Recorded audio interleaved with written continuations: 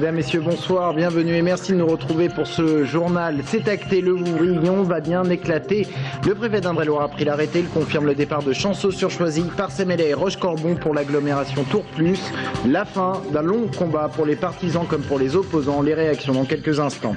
Visite ce soir d'un site hautement protégé au cœur de la Sologne. L'entreprise MBDA fabrique des missiles pour l'armée française, des missiles anti-chars par exemple pour le Mali. Portrait dans quelques instants. Zoukero, Coulambe de Gang ou encore Bébé Brune, des stars qui composent l'affiche de la 14e édition du festival Avoine Zone Blues en juillet prochain. La programmation a été dévoilée aujourd'hui, présentation à la fin de ce journal. Mais ce journal, on l'ouvre avec l'inauguration aujourd'hui à Nouzilly, en Indre-et-Loire, d'un centre de recherche unique en France basé sur l'imagerie, l'un des plus grands dispositifs européens en la matière. Il s'agit de la plateforme CIR de l'INRA, IRM, scanner ou encore échographie, des équipements qui serviront notamment pour la recherche sur les agents pathogènes animaux et les maladies transmissibles à l'homme. Explication, Aurélie Renaud. Sur ce brancard vont défiler des brebis, des chèvres ou encore des moutons sous anesthésie, direction l'IRM. Sur cette plateforme, des chercheurs de l'INRA, du CNRS et de l'université se succéderont pour mener des investigations grâce à des équipements uniques en France. Il y a un projet européen qui s'intéresse à la reconstruction osseuse, donc vont être testés ici des biomatériaux, des approches qui vont permettre de tester justement la reconstruction osseuse après fracture, qui seront ensuite extrapolables en clinique humaine. De l'imagerie très fine et ultra précise comme ici sur une chèvre, où les chercheurs tentent de comprendre les différentes structures du cerveau. Objectif, apporter des réponses qui serviront là encore à la médecine humaine. À quel endroit exactement dans le cerveau, le chirurgien, il faudra qu'il aille prélever, faire une biopsie ou injecter un produit pour changer un métabolite par exemple. Un scanner dernière génération ainsi qu'un échographe viennent compléter la plateforme de recherche et d'enseignement.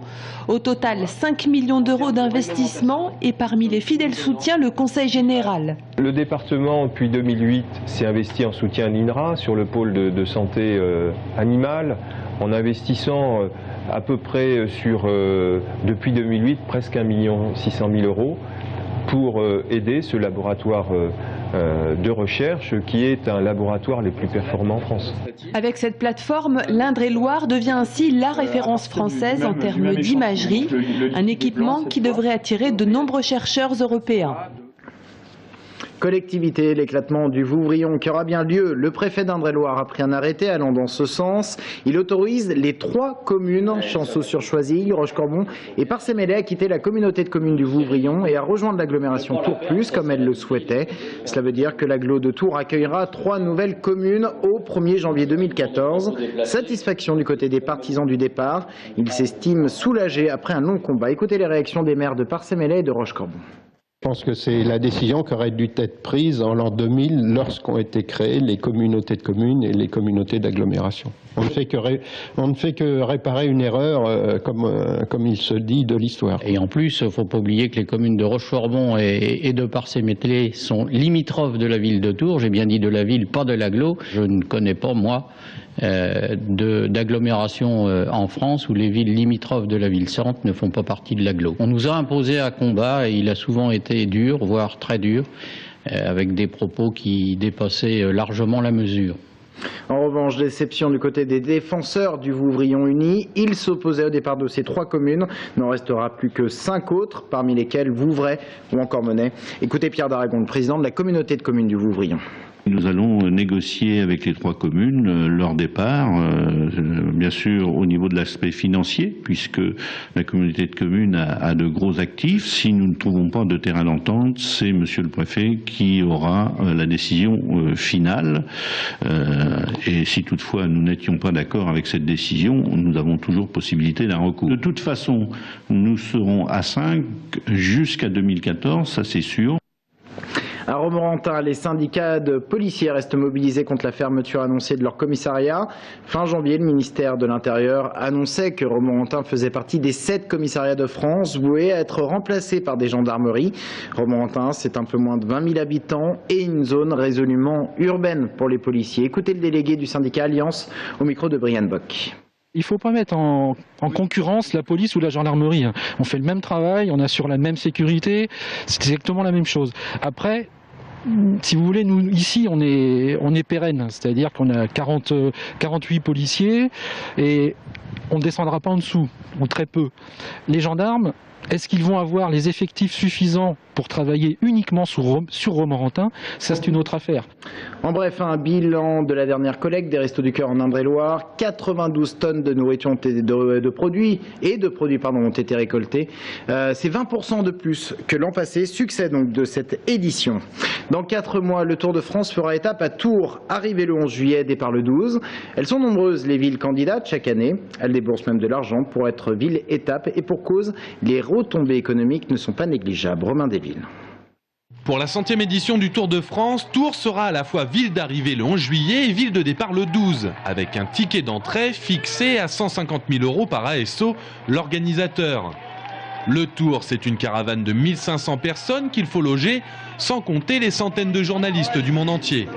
Mais le Tour, ce sont avant tout des coureurs cyclistes, c'est forçats de la route qu'il faut bichonner une fois au repos. Il faut s'adapter parce qu'il y a des exigences qui sont liées aux sportifs de haut niveau. C'est toute la préparation au niveau restauration. Certains se déplacent même avec leur cuisinier. Il faut savoir qu'il y a certaines équipes qui se déplacent avec leur cuisinier. On leur met tout, nous, à disposition.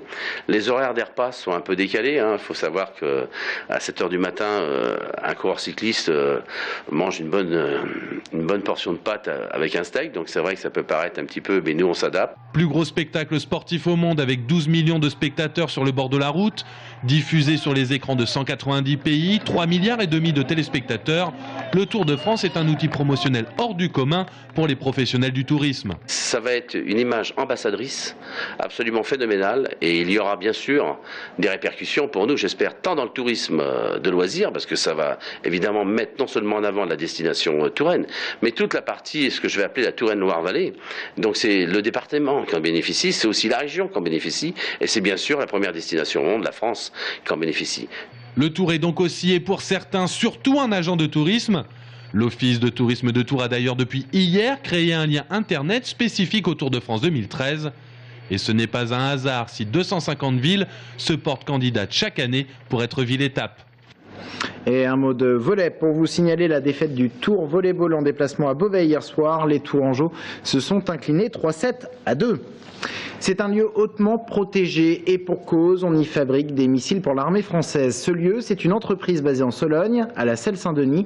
MBDA y fabrique des missiles pour les sous-marins, pour les bateaux, mais aussi pour l'armée de terre. Et en ce moment, surcroît d'activité avec le Mali, l'armée a des besoins en missiles anti-chars. Brian Bock. Au cœur de la Sologne, entre Romorantin et Vierzon, voici une zone sous haute sécurité. Dans cette forêt, derrière d'importantes barrières que nous ne voyons pas, une route, c'est l'entrée de l'enceinte pyrotechnique. C'est un périmètre réservé à ceux qui ont exclusivement à y être, parce qu'il y a un risque en fonction des opérations d'intégration ou de test des missiles. Missiles, vous avez bien entendu le terme. C'est ici que MBDA fabrique ses armes à destination des armées et notamment de l'armée française. Dans ce bâtiment barricadé et placé sous haute surveillance, le missile nommé Exocet Block 3 est doté de sa charge explosive. Destiné à des navires de guerre, cet engin peut par exemple détruire entièrement un bateau comme le porte-avions français, le Charles de Gaulle. C'est assez difficile, c'est un travail qui demande beaucoup de rigueur et de minutie, parce que nous manipulons donc des charges explosives.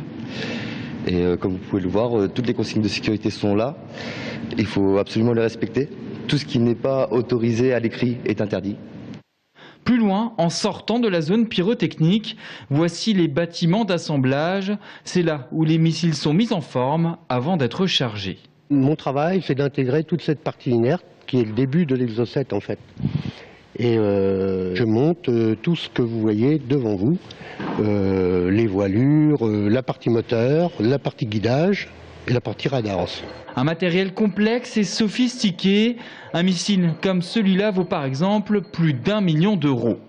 Si MBDA n'a pas subi la crise de plein fouet, l'entreprise a quand même constaté une baisse de ses commandes suite à la réduction des crédits alloués à la défense des États. On attend surtout de grosses espérances sur des marchés export. Bon, vous avez entendu parler de Rafale en Inde, par exemple. Bon, bah, voilà, on sera sur ces avions-là. Missiles anti-chars, missiles sous-marins ou missiles à haute portée, cette entreprise de Sologne fabrique différents modèles de haute technicité qui lui permet ainsi de rester en pointe sur le marché mondial de l'armement. Et on revient en Indre-et-Loire pour terminer ce journal avec la programmation d'Avoine Zone Blues dévoilée aujourd'hui. La 14e édition se déroulera du 4 au 7 juillet prochain avec dans les incontournables Zucchero, Kool and the Gang ou encore Bébé Brune. Le point sur cette édition avec Anaïs Michaud. The Commitments.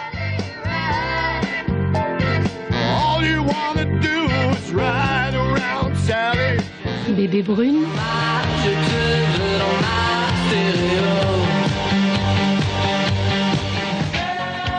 Kool and the Gang.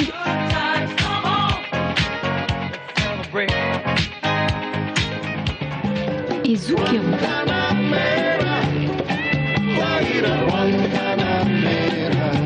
A priori, peu de choses rapprochent ces artistes et pourtant, ils représentent tous à leur manière l'esprit blues. On maintient une cohérence dans l'esprit musical du festival, à savoir cette année l'esprit blues. Voilà, avec tout ce qui est autour du blues, comme on le fait depuis le début, c'est-à-dire blues et styles dérivés, très ouverts, avec tous les styles qui sont frères du blues et du jazz, à savoir le rhythm and blues, le funk, voire le swing. Et c'est comme ça qu'on a encore une très très belle affiche cette année. Cette année, le festival en est à sa 14e édition. Avoine Zone Blues est en effet né en 2000 d'une idée un peu saugrenue. On voulait essayer de faire quelque chose pour marquer le début du siècle, l'an 2000, mais qui soit un petit peu original. Alors on s'est dit que faire du blues au milieu des vignes, c'était peut-être un peu provocateur, mais de l'autre côté, ça mettait en relief, le blues, les vignes, ce qui pour nous était un bon plan. Amener le blues des champs de coton américains du 19e aux vignes du Chinonais au 21e, le pari était risqué. Les 3 premières années, le festival vivotait, attirant tout de même entre 1500 et 2000 personnes. Puis il y a eu la venue des Blues Brothers en 2003 qui a changé la donne. Aujourd'hui, Avoine Zone Blues attire chaque année près de 20 000 festivaliers, même si l'an dernier, la fréquentation a connu une légère baisse. D'où l'intérêt de mettre les bouchées doubles cette année et de miser sur un public familial. L'illustration même, ça va être le concert de Bébé Brune, puisqu'on suppose, on peut s'attendre en effet à un public familial où les parents vont prendre plaisir à emmener leurs enfants, jeunes, moins jeunes, voilà. On va se retrouver tous autour de Bébé Brune pour ce concert qui, à mon avis, va séduire énormément de monde. Le festival se déroulera à Avoine du 4 au 7 juillet 2013.